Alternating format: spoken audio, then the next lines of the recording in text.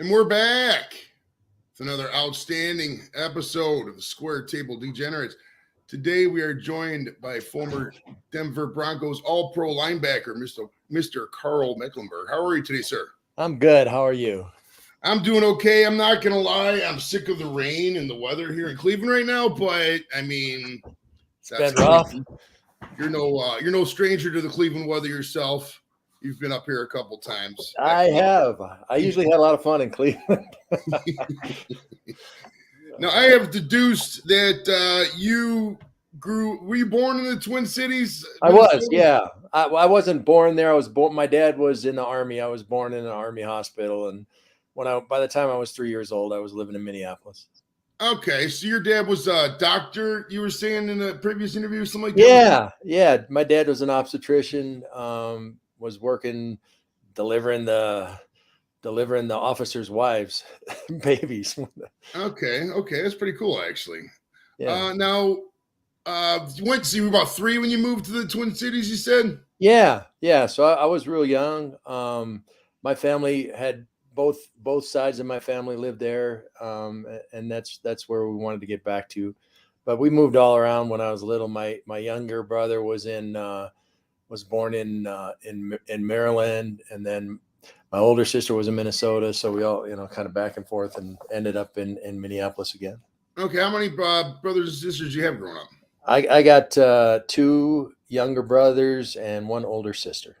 Okay. My older sister is why I was so tough in the NFL. She used to beat me up all the time. And as soon as I got bigger than her, she became a psychologist, and she can still beat me up that way. Oh, nice. Yeah.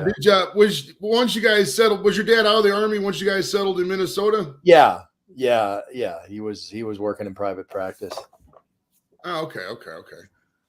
Now, at what point, if any, did you realize you wanted to start playing football when you were growing up? Yeah, I started when I was 10 years old. My dad used to tell a story. He had come to that first game, and he got there a little late. It was Saturday morning, and he had rounds that morning, and he got there a little late. I was already done practice, and there was, 50 kids out for football fundamentals, and so you only got to play a short period of time. But so I'm done, and he comes and puts his arm around me and asks me, what do I think about football? My response as a 10-year-old child was, Dad, I really love to smash guys. I was a linebacker right from day one. Okay, now what when you were coming up, did you have other sports that you were playing alongside? I mean, you're in Minnesota, you had to be playing hockey, no? Yeah, I played hockey. I could carry the pads home, so I was a goalie. Then I played baseball. One year I played some basketball. I did all kinds of stuff. I really feel like you've got a much better chance to be a pro level athlete if you do that cross training and do a lot of different activities. I ran track also. I mean, I did all kinds of different things. So in my mind anyway, I think people are doing their kids a disservice, and the kids themselves are doing themselves a disservice if it's their choice, if they don't play multiple sports. I played with guys in the NFL who never played football until they got to college, and then they played all kinds of different things. But some of them never even played at all until they got to college. So yeah, it's that was a big part of my life, and I also was involved I was in the band, I was in the Boy Scouts. I mean, I was out there, I was involved. Man, you didn't have a dull moment back then. If you would have had a cell phone when you were a kid, you would never looked at it because you're doing too many activities. There was no trouble.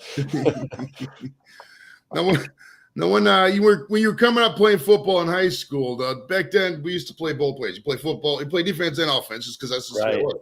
Did you have an offensive position in high school? And if so, I did. Yeah, I was a tight end and a defensive end. I did not have a stellar high school career. I played JV as a junior. I didn't even make the varsity team. I grew late. I matured late. My senior year, I was all state as a tight end and a defensive end. But I wasn't big enough to play major college football. I was only 6 feet tall and 200 pounds. I grew 3 inches and 40 pounds my first year of college. Things changed. I got good. But I was at a little Division II school, Augustana College in Sioux Falls, South Dakota, on a 1/3 scholarship. After my second year there, they took it away. They said, "We know your dad's a doctor. He can afford this school. We're going to use the money to." And I said, "All right, I'm out of here." So I left and I walked on at the University of Minnesota and earned a scholarship there. Okay, you actually you opened my next couple questions. I was going to ask about that if it was true your dad in the scholarship thing. That's hilarious. Yeah, no, that wasn't hilarious for me at the time. Yeah. But it did actually, for the first time in my life, I considered not playing football. It was a refocusing moment, and was able to take that attitude and that anger of what happened to me at Augustana to Minnesota as a walk-on, and back then they didn't have the transfer portal or anything. You had to sit out for a year. So I'm ineligible. I'm on the practice squad basically. I'm just practicing, right? Tony Dungy was the graduate assistant and was in charge of the practice squad, and was my coach at that time. We actually, at that point, when I first got to University of Minnesota, Mike Shanahan was the offensive coordinator. Tony Dungy was a graduate assistant, and Mike Martz worked in the film room. And we weren't any good. We didn't have players, but we had some coaches now.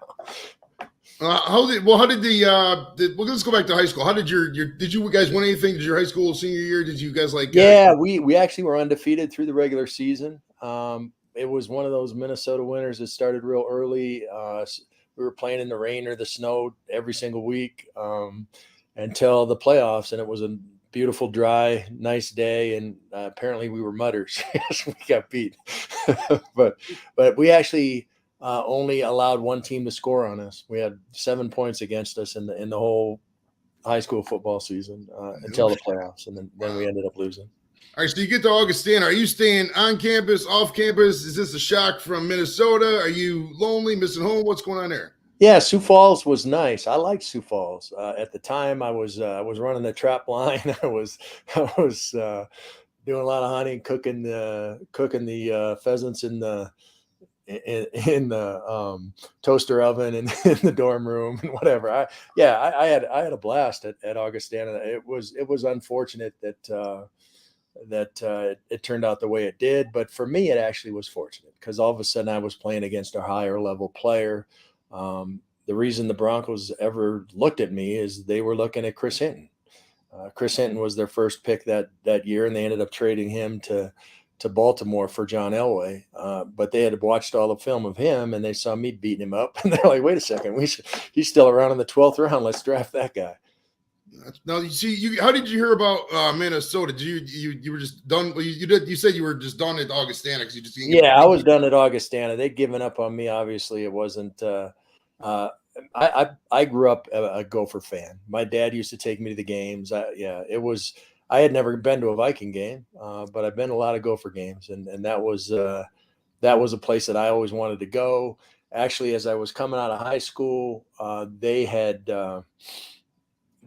recruited me. It looked like I was going to end up going there. A guy who Notre Dame was also recruiting ended up going there, and they said, "We don't have a scholarship for you. We want you to walk on." Once again, I was angry, so I I made some calls and ended up at Augustana. So that coach was gone. I wanted to move on, so I went back to Minnesota. All right. When you get back there, was there any other schools you're considering, or you were just right back? Yeah, not really. I was going to go back there. At the time, I wanted to be a doctor like my dad. I was a pre-med major. They have a real strong sciences program there. It was the right place for me at that point. And, at that point, I hadn't thought about playing pro football. Now I got there and there was a coach there named Mike Wynn who had a cup of coffee with Oakland Raiders. He was the defensive line coach, and my junior year, my first year of eligibility at Minnesota, I ended up leading the team in sacks and actually leading the Big Ten in sacks, tied with Andre Tippett. Coach Wynn was saying, they will find a place for you in the NFL if you can rush the passer. And he was right, because they found a lot of places for me. I ended up playing all over the place. But it started, and the reason I was able to make the team initially is because I could rush the passer.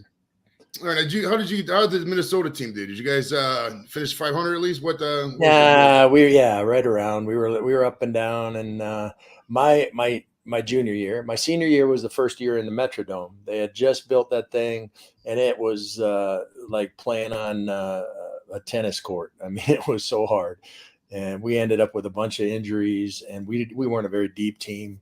So we won our first 3 games. We're ranked nationally, and then lost our last 8. so it didn't work out my senior year. And the other side of that too is we lost so many games and we were behind so much. I never got to rush the passer. They just ran the ball. If you can score touchdowns running, that's how you do it, right? So that's how they did it. All right. Now, were you being recruited at your senior year there? Was there like a combine invite? How did that work back then? No, yeah, back then it existed. I was not invited. I was the Broncos sent a couple of different scouts out to look at me. There was 2 or 3 other teams that were interested. Atlanta was interested. But I was not highly recruited. No, I actually had to ask a guy who was an ex Gopher to be my agent. Nobody was even, I had to hunt an agent down. I had to approach it from that standpoint. And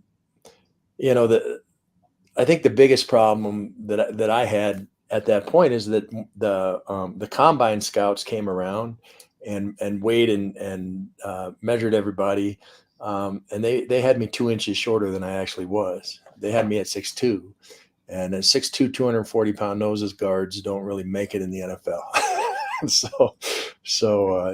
That was a defensive tackle at Minnesota. All right. Now, so leading up to the draft, do you have any inkling? You maybe thinking back of your head, maybe I'll be taking. They had 12 rounds back. They only got like 7 now. Did you have anything in the back of your head? Like, what were you doing draft day? Were you like sitting by the phone? I was waiting. Yeah, it was. And it wasn't on ESPN. There was no ESPN. There was no way to really follow it. So you had to sit by your phone. I was hanging out. Actually, eventually I went to sleep. And when the Broncos called, it wasn't even the coach. It was Jenny Ann, the coach's secretary, telling me I got drafted. They were going to mail me an airline ticket. And if I wanted to come out. So that wasn't, I wasn't the highly recruited guy. I was the 310th pick of the draft, 12th rounder.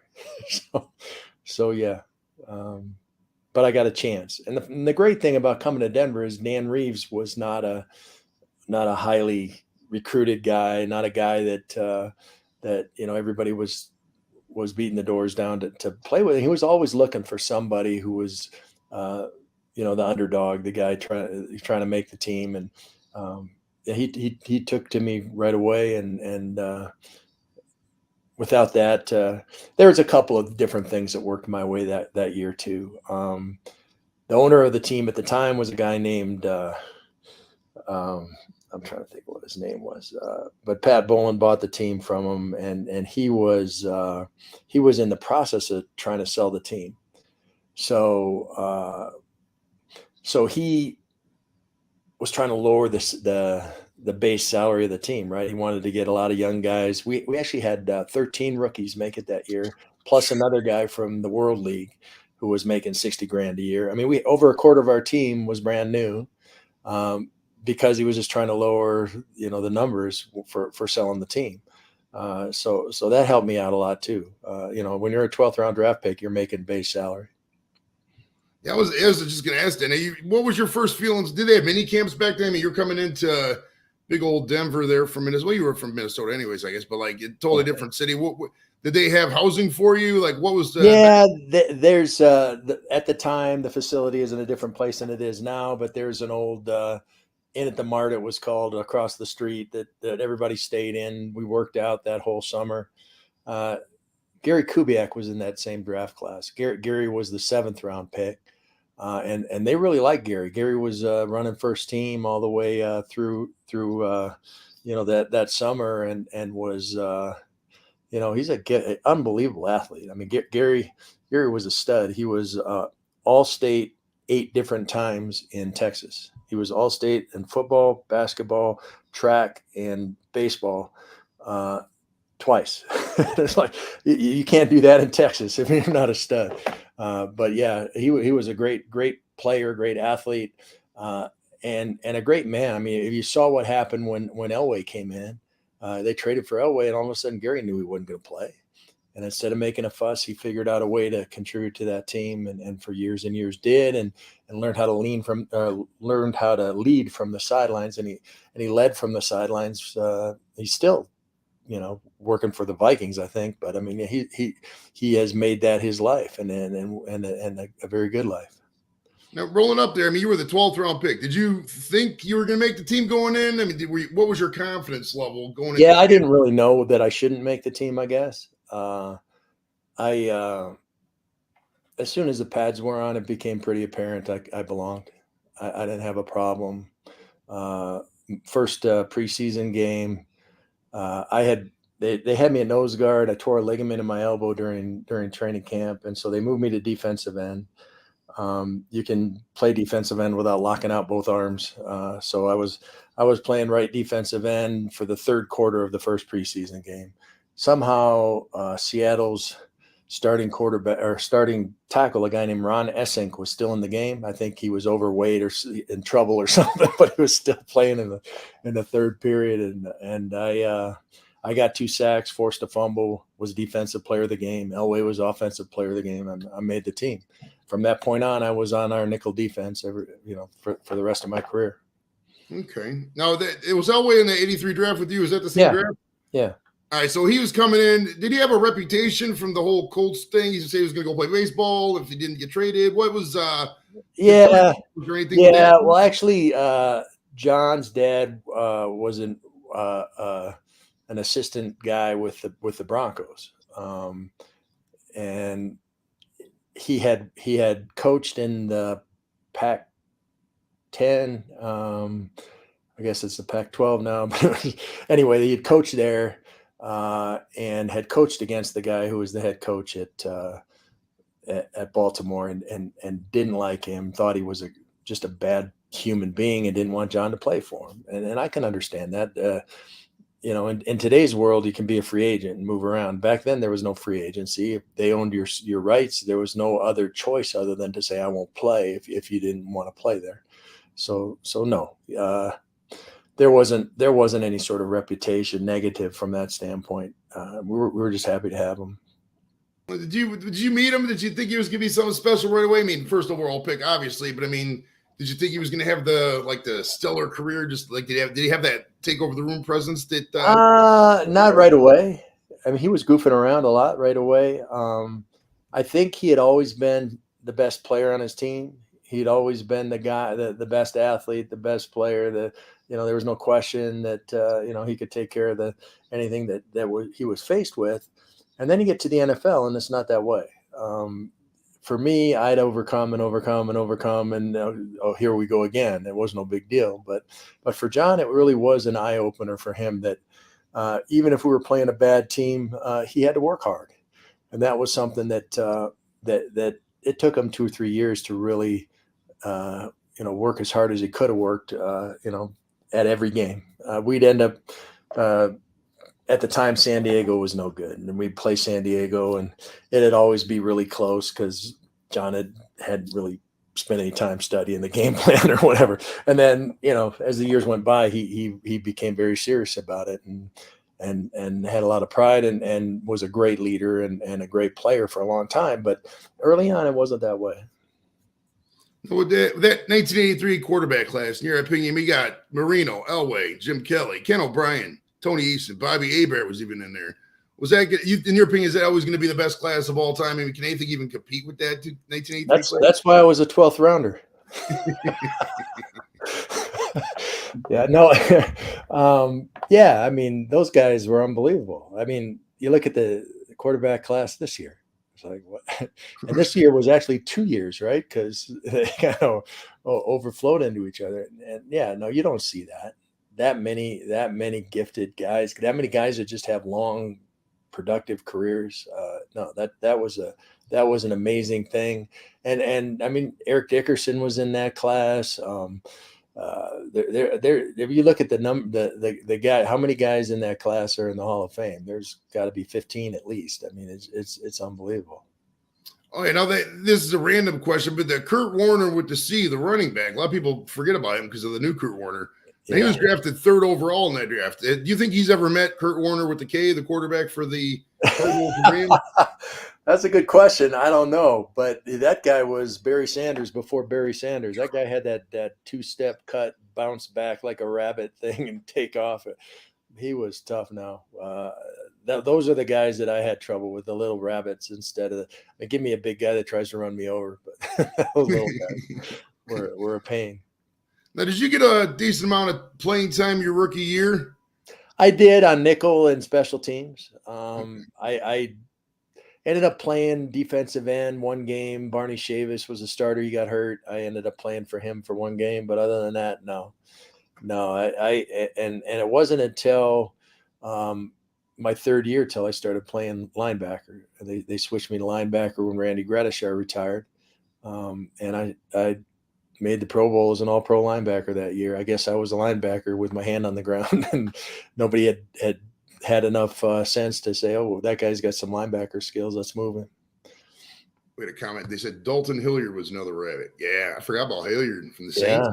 He was a beast, man. And at what point did you realize you were going to start? And you're like, okay, this could be a nice thing. It was like 2nd, 3rd year. When did they put you in as starter? Yeah, the 3rd year when I started at linebacker was the 10th game of the 3rd year, and we're playing the Raiders, and I had a big hit on Marcus Allen that they still show on highlight videos. The Fox television program, the Fox Sports List, listed as one of the top 10 hits in NFL history, and I was a linebacker. Played the next 5 games as a linebacker for the Broncos. The 6th was in the Pro Bowl as an all-pro linebacker. So at that point, obviously, things changed. I'm still on that 12th round draft choice, $60,000 a year contract, and got that changed too. Everything changed at that point, and then they started using me all over the place. It was really cool that Joe Collier was a great coach, defensive coordinator that would identify what you could do and give you opportunities to do it. He got the best out of everybody on our team. He had Dennis Smith doing stuff no other strong safeties were doing because Dennis could do it. And he started doing the same stuff with me. Now we had a really smart team. I played all 7 front positions, but that meant everybody else had to play 2 positions too. Because when I moved, you'd have to move too. So it was something that's never been done. It's probably never will be done again. But it was the right group of guys, and it was very confusing for offenses. It really did. Heck, half the time we didn't know what we were doing. There's no way they knew what we were doing. So I didn't realize this until I was like doing some research because I was young. But your 2nd year, man, you guys went 13-3, and then you guys end up losing. It says you lost in the divisional playoffs. Now, did you? So that group went a little further in your opinion? Back then they didn't have the. You guys probably wouldn't have been a bye week that first week, I think. Yeah. What was the like that year? Did you guys? Well, that was a special year. We had the guys left over from the Orange Crush still on the team. We had Tom Jackson and Randy Gradishar, and we had some guys that knew what it took to win football games and had been to the Super Bowl and it defensively played an unbelievable game in the Super Bowl. That I think the offense had 7 turnovers. Something crazy, and they barely the Cowboys barely beat them, but. Yeah, it was a Louis Wright. There were some fantastic players on that team that had come over, and the amazing thing about those guys is, remember I said we had 13 or actually 14 rookies make it that year. A lot of older players would have resented that. Would have instead of becoming mentors and helping teach us how to be NFL football players and really how to be men. a lot of guys wouldn't have done that, and that's what these guys did. These guys were unbelievable. Like I said, Barney Shavis, Reuben Carter, Rulon Jones. I mean, there's some great players on that team. And coming back in '85, were you guys like really pumped? How'd you guys regroup coming back in '85? Yeah, there was some changes. Obviously, we lost the older group, but the younger guys kind of stepped in and understood what it took to lead a football team, because we'd seen it from those guys. And John came into his own at that point. I mean, he was we won all our games in the fourth quarter, and it was he was doing things only Elway could do. And as a defensive player, when you have that kind of end of game heroics going on, you can do things that you probably couldn't do on a team that didn't have a chance to come back. So we took chances. We overloaded everything, whatever your tendencies were. We were overloading it and doing things that other teams weren't doing. And once again, I think it was confusing for offenses, and we got a lot done that way. And once again, we could take those chances because we had the type of offense that we had. Now, before we get in the '86 season, were the playoffs just really more intense back then, or is that just mindset? Like, it seems like you think back to the '80s and stuff like that, '70s, '80s. The playoff games just meant so much more than today. Like, now it's just like you got. I mean, is that just my mindset, or is that your opinion too? Yeah, football's such a different game now. I mean, when I was playing, I'm a professional speaker now, so I travel all over the country giving speech. I hadn't been to Ohio for 14 years. If I think the statute of limitations ran out last year because I got a speech in Ohio, but they hated me in Ohio just because I played for the Broncos. Now, in today's NFL, everybody moves around. It's not. It's like, okay, well, yeah, we're making the playoffs, but am I fully healthy? Should I play this game? Or I mean, it's just a whole different, in my mind anyway, a mindset from the players themselves. We were a family. We were hurt when somebody ended up getting traded or something happened and they couldn't play anymore, rather than, good for him, he's making more money or whatever. It just is a whole different, I think, mindset from the players. And then that has maybe trickled down to the fans too. Right. We got a question from Moss. He says, I know the answer to this, but he says, were you playing when that Steve Atwater was there? Man, was he a destroyer? Yeah. I played with Steve. Remember, I've found out how special he was as a rookie when there was one play where he's playing strong or weak safety. Dennis Smith was a strong safety at that point, but he came up and was covering a back, but the back stayed in the backfield, and he was maybe 10 yards downfield, and quarterback threw the ball, and he jumped about 4 feet in the air and tipped the ball to himself and intercepted it and took off. I mean, it was just like, wow, who could do that? I mean, he was just an unbelievable athlete, and he's a great guy. He still works for the Broncos. I see him all the time. And off the field, sweet, kind, gentle guy. But yeah, he was going to knock your head off if he could. And Dennis Smith was the same. I mean, the hardest I ever got hit in the NFL was by Dennis Smith, my own guy, covering a tight end down the seam, and Dennis was over the top, and he came up to blow up the tight end and missed him and hit me. And first I saw the receiver's hands and the ball and my hand on top, and the next thing I saw was the trainer. It was Dennis. But yeah, some great safety play, particularly with that secondary. All right, now this 1986 season, I've heard you state this was your favorite season. Now, what about the regular season felt right and you knew it was just going to be special that year? I think like I said, the Elway thing with all the late comebacks, whenever we needed a big play, either offensively or defensively, we made it. We didn't have any injuries. It was just one of those years where everything fell in place, and the team grew closer and closer and closer as the season went along. I was working with Rulon Jones and pass rush, and we had 27 sacks between us. That was the most duo had in the NFL at that point. And he was unbelievable with the pass rush. I mean, they always had to double team him, and they'd forget about me, so that worked out well. But yeah, it was a special year. That some great games, great. Just the attitude around there was unbelievable. I played from the time I was 10 years old until the time I was 34. So 25 years of football. And that team was as close as any I've ever seen. I mean, that was it. That was the top. Now, as you might be able to tell from Cleveland, and I'm, so the next thing we're going to talk about, we have to talk about it. I mean, but, I tried going back and watching the drive. I did, but it's like watching your grandmother die on a videotape. I just can't do it. 2 seconds, I was done. I just couldn't do it. But I got to ask, coming from the other side of the equation, because we're from Cleveland, heartbreaking and whatnot, that you think in a million years, 5 minutes on the clock, the ball's down to 2. Do you guys have any hope you're going to come back? When did it kick in? We'd seen it all year. We'd seen it the year before. I mean, John, that was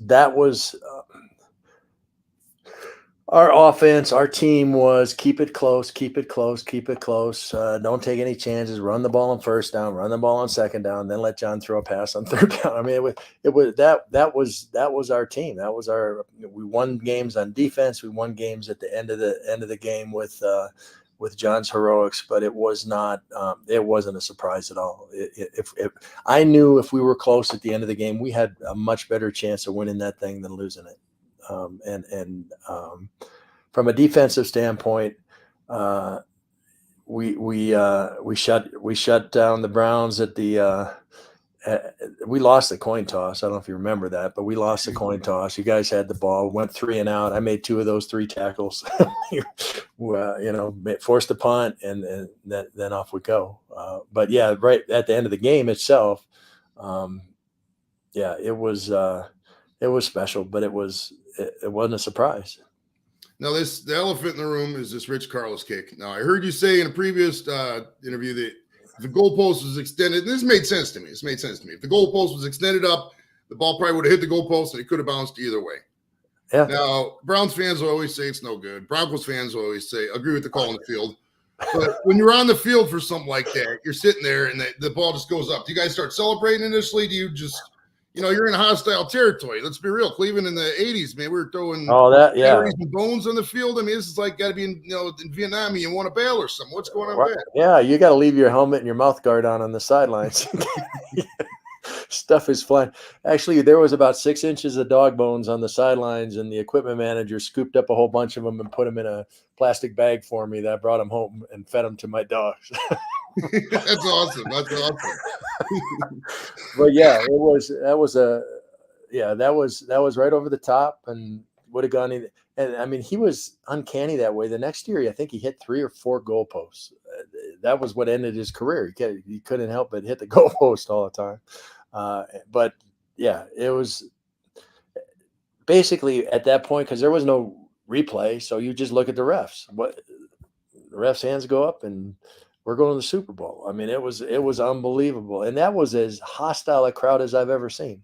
I mean, we were staying at a downtown hotel. It was like a tower down there with an alley behind it. Browns fans were driving around on the alley and around that thing all night long, honking their horns and barking, trying to keep us awake. We had gone down to the Browns Stadium from that hotel the day before to walk through and look at the crappy locker room you guys had, and whatever, do the walkthrough thing, and it was a ghost town. I swear I saw one human being between the hotel and the stadium, and it was a drunk passed out against the side of a building with sunglasses on, with one lens in and the other lens out. We passed this old photomat thing that was a bail bonds thing, and now I'm like, man, this is a crazy town. And then the next day we're going down for the game, and the whole road all the way from the hotel all the way down to the to the stadium was lined with Browns fans, and they were cussing at us and throwing stuff at us. It was unbelievable.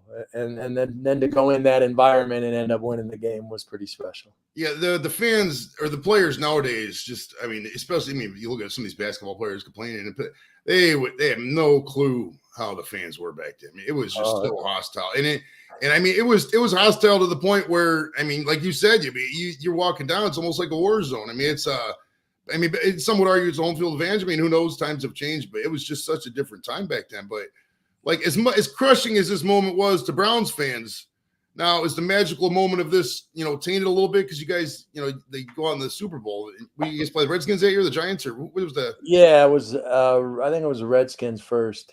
Yeah, that was tough. Yeah, I didn't think the sun would come up the next day. It did. It was the interesting thing. I've talked to a lot of guys from, Bronco guys who have won the Super Bowl, and they had the same feeling the next day of that's over. All of a sudden, guys that you played with are getting traded or retiring, and you think, okay, we're world champions, we did it, or we're not. We lost, and the world's come to an end. But the next day, guys are going in to get surgery. Guys are, going on vacation. Everybody's got to pack up their plastic bag full of their crap and get it out of the locker because somebody else might be in that locker next year. And life goes on. So it was disappointing. And the next one was disappointing. And the one after that was even more disappointing. But we got there. And that was a big man. Any Browns fan would kill for just to get to one Super Bowl at this point. I mean, Yeah. Shit. Yeah. I mean, and we went to the Super Bowl at 86, 87, 89. 88 was a weird season. 88, we were 8-8. I got hurt. I missed 7 games. And if you look at the points against per game, the 9 games I played, we had 18 points against. The 7 games I didn't play, we had 27 points against. So it was 9 points whether I played or not.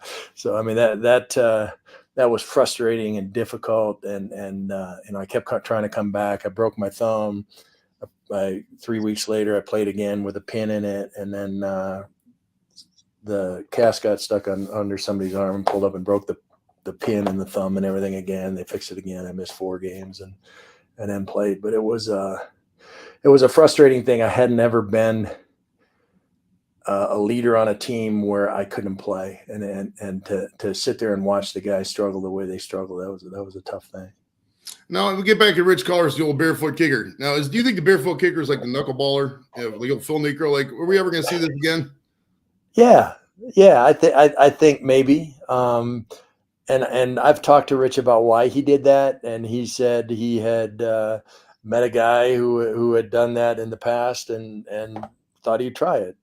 He said he had I think one of the reasons you probably won't see it again is because shoes have made such an advancement where a kicker shoe, it's just like lambskin on the top thing that they might as well have no foot on or no shoe on. But back then it was this thick stuff and a lot of seams and stuff, and he was having trouble with his accuracy from that standpoint.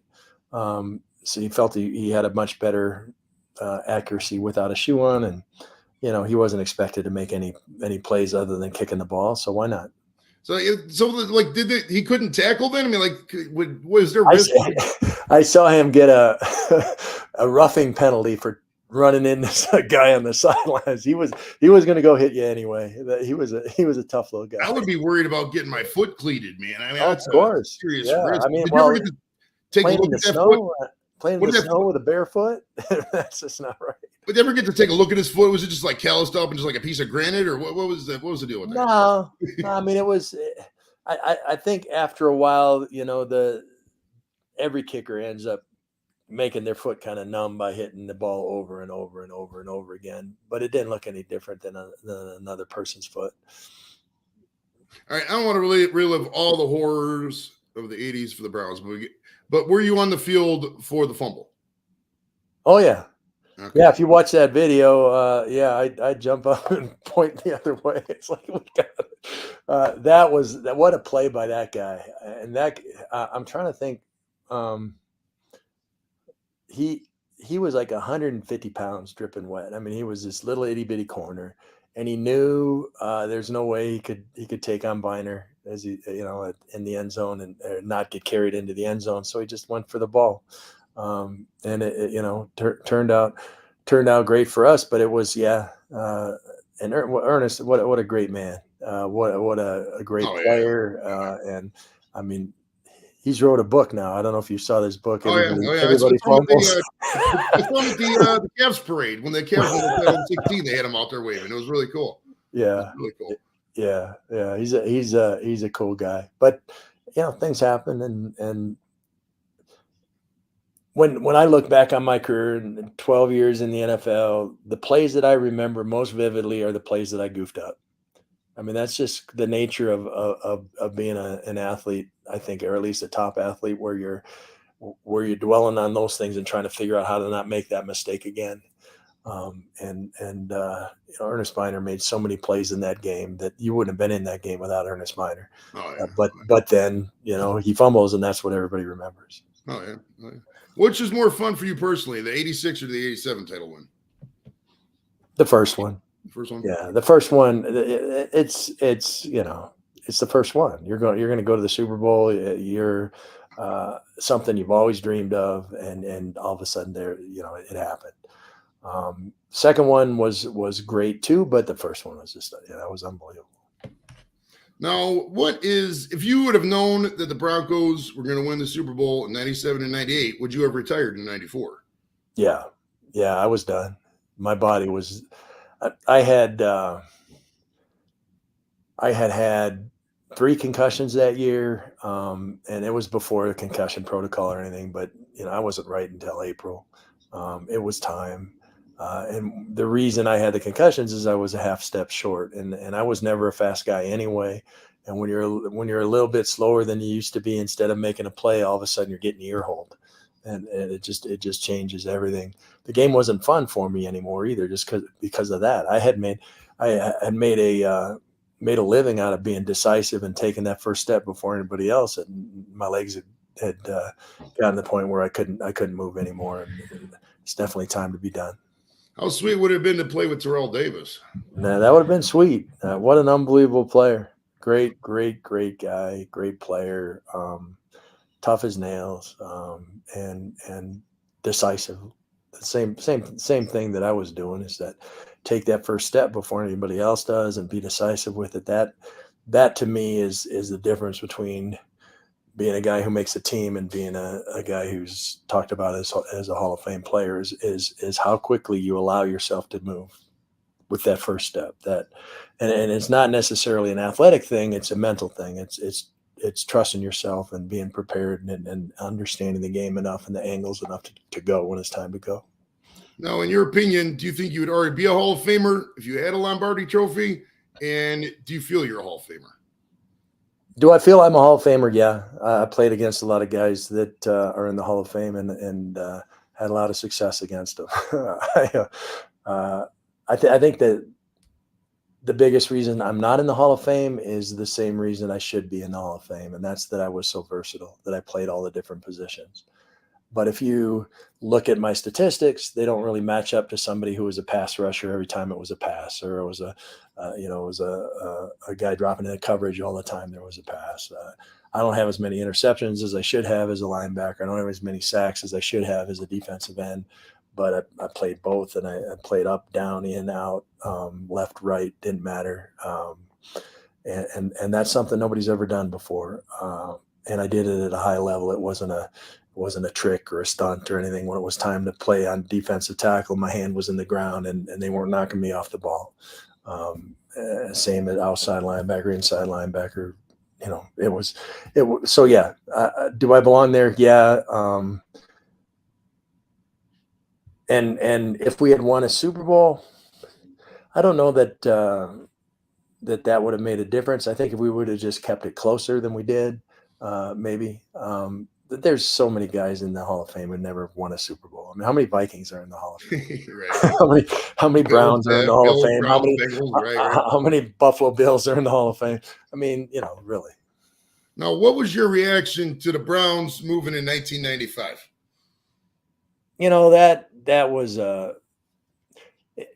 That was disappointing, truthfully. I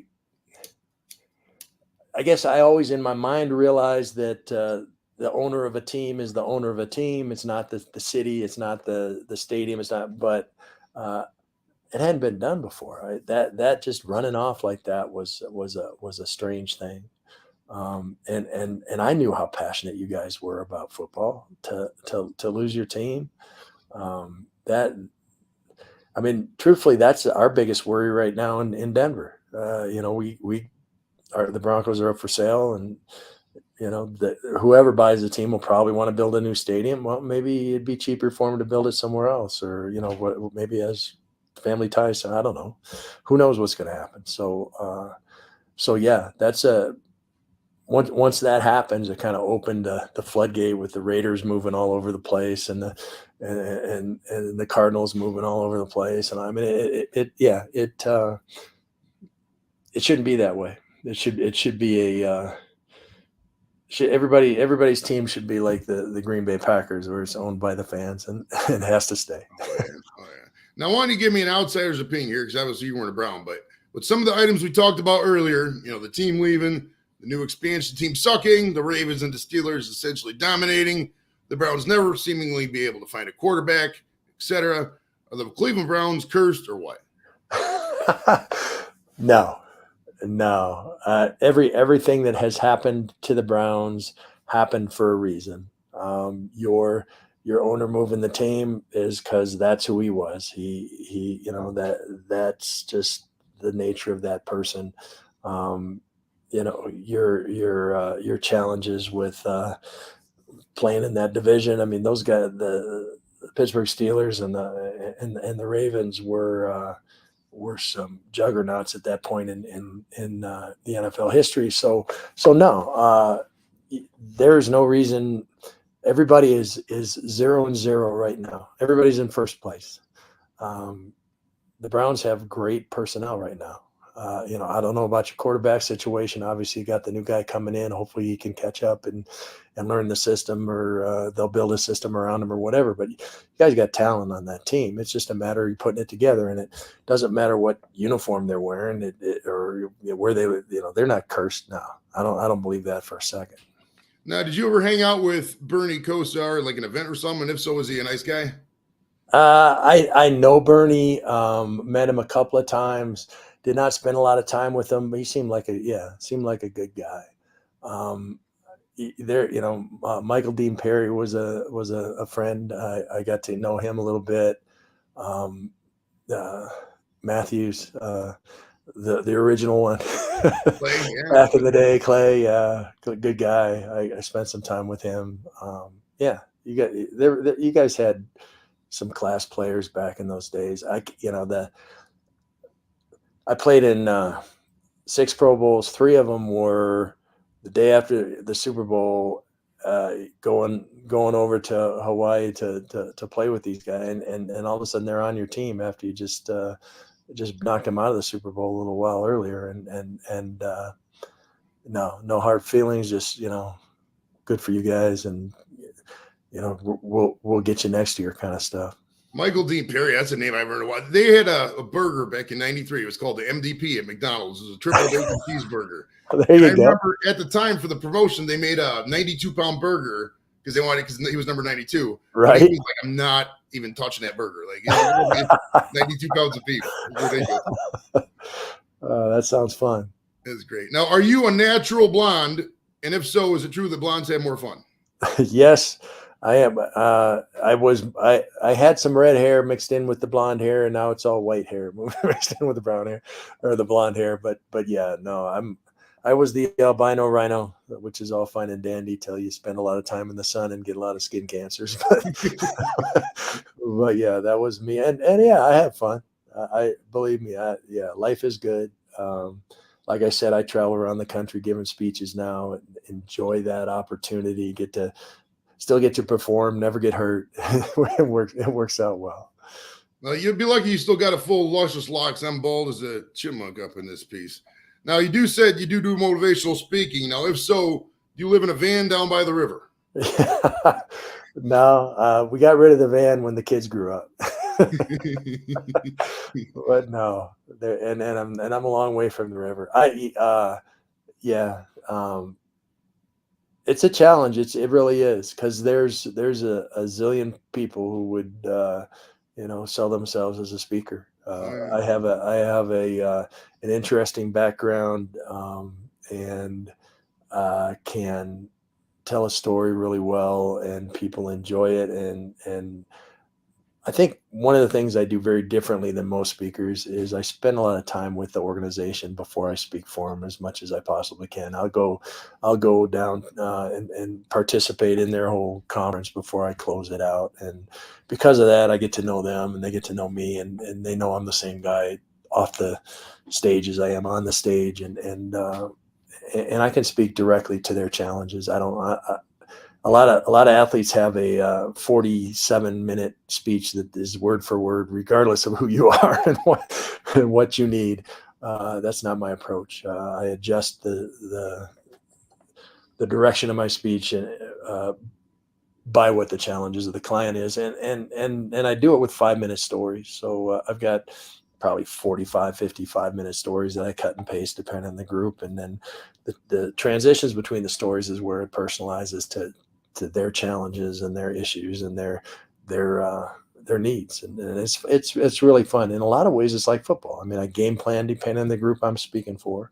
I perform at a high level for a short period of time. I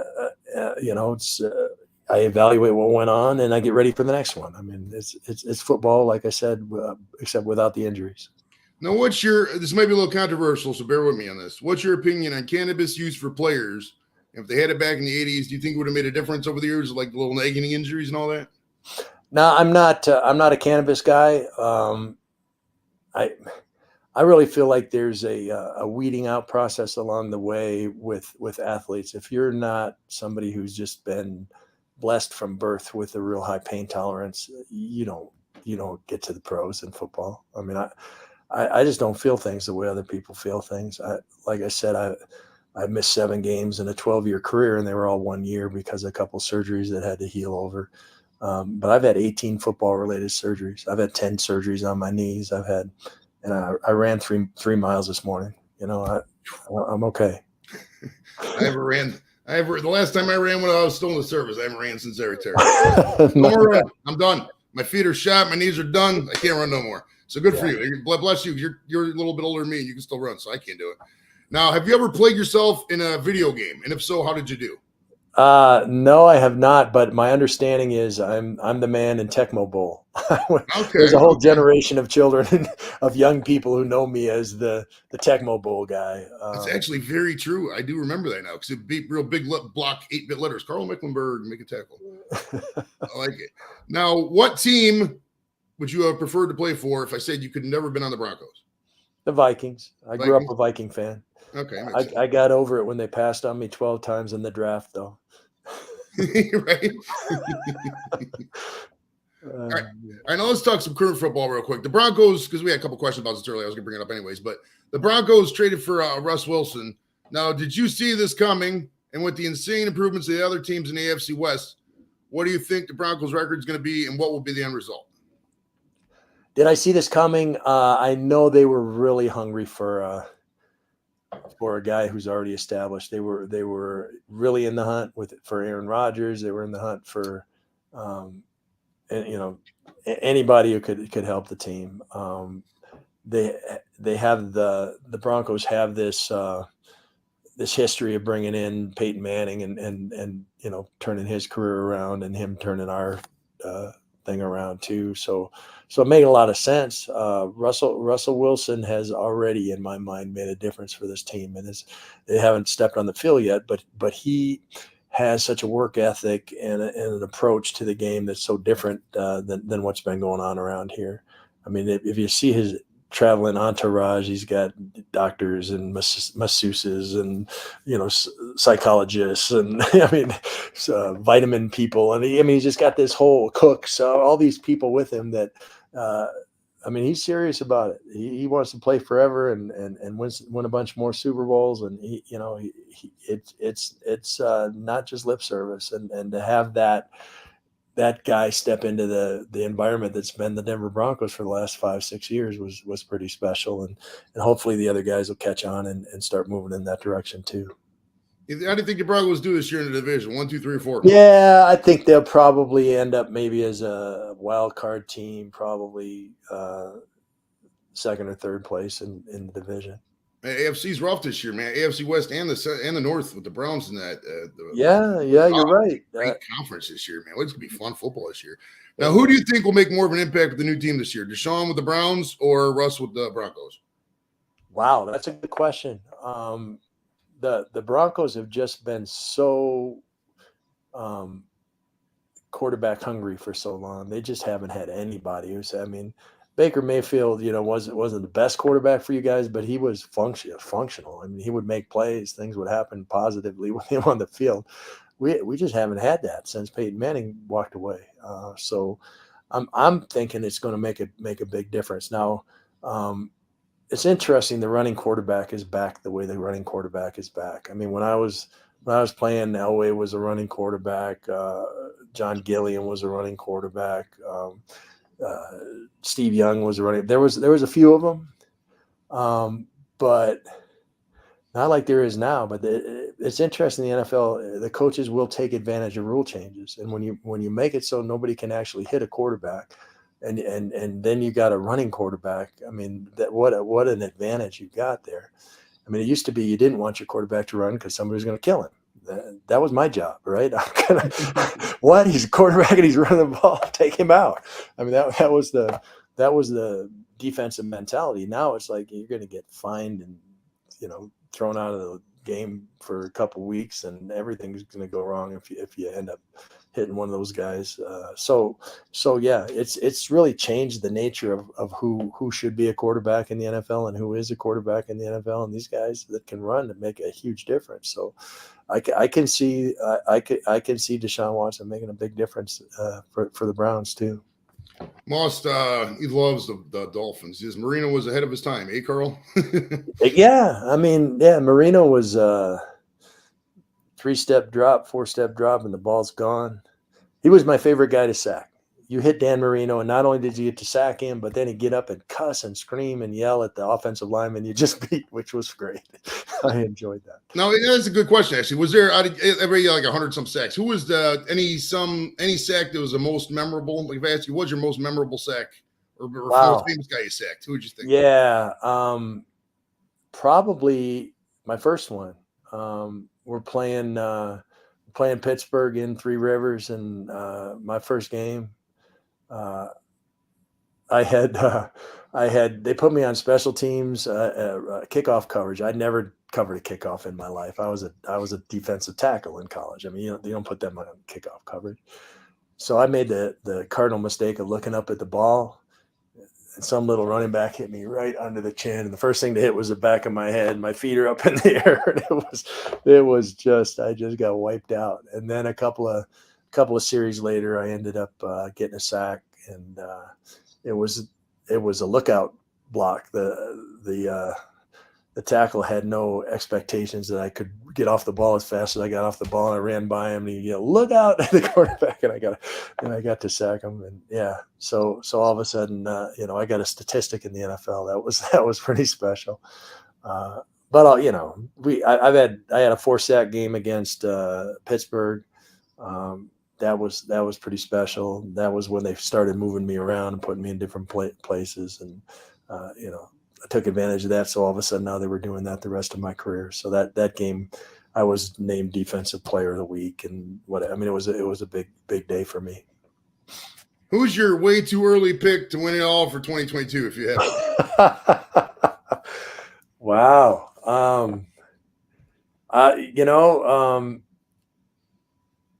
Buffalo. Buffalo's a favorite. They're the odds-on favorite last time I checked. Are they? Yeah, I'm not a gambler, but Buffalo is the whole package, right? They've got everything you need to win. They got to stay healthy, obviously, and the ball. It's a funny shaped ball, bounces the wrong way sometimes, so you never know. My English friends, they call it egg ball because they joke of the football. You know, you'll lose your foot. Only it's an egg ball. That's great. Now, besides the motivational speaking, what do you do to keep busy these days? Well, I got a family, and I like to hunt. I like to fish. So I'm an outdoorsman. So those things are fun for me. I run. Try to stay in shape. On my dad's side, my dad had a quadruple bypass at 59. His dad died at 58. His dad died at 56. Whatever, they all, So my heart is a big priority. So I'm running and doing the things I have to do to hang in here. So I'm 62 now. I already beat the odds. Good stuff, man. Good stuff. How do people get a hold of you if they want to get a hold of you? Yeah, Karl at karlmecklenburg.com. My website's just karlmecklenburg.com. You can misspell it a few different ways and still get there. But Karl's with a K and Mecklenburg is B-U-R-G. Nice. I appreciate it. Thank you so much for Mr. Karl pleasure. Mecklenburg for joining us today. Be sure to subscribe if you haven't already. Be sure to join us Monday as well. Monday at 3 o'clock Eastern. Tommy Chong's going to be on live. Don't miss it, guys. Thank you so much, Karl. Appreciate it, man. It's been an honor. Take care. All right, take it easy now.